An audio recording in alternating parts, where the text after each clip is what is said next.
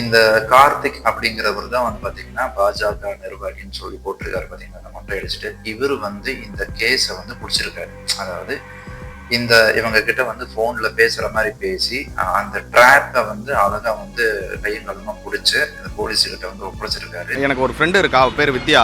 எனக்கு ஒரு வாட்ஸ்அப் மூலயமா குழந்தை சேல்ஸ் பண்ணுறேன்ட்டு சொல்கிறாங்க. எனக்கு மனசு கஷ்டமாக இருக்குது அப்படின்ட்டு அவங்க அதை என்கிட்ட ஷேர் பண்ணுறாங்க. இதை நான் என்ன பண்ணுறேன், மறுபடியும் இந்த விஷயத்த சொல்றது இல்லை, இதை செய்யறது ஒரு லேடி அப்படிங்கும் போது எவ்வளோ பதட்டமா இருக்கு தெரியுங்களா அதை பாக்குறது. இது சம்மந்தமாக அவங்ககிட்ட பேசுங்க, என்கிட்ட ஆள் இருக்குது, இந்த மாதிரி வந்து குழந்தை வாங்குறதுக்கு ஆள் இருக்குது, ஒரு பாய் இருக்காரு. தெளிவா காமிச்சிருப்பாரு. ஒரு பாட்டி வந்து அந்த தப்பை பண்ணுவாங்க. ஆக்சுவலா பாக்குறதுக்கு அவ்வளோ சாந்தமா இருப்பாங்க.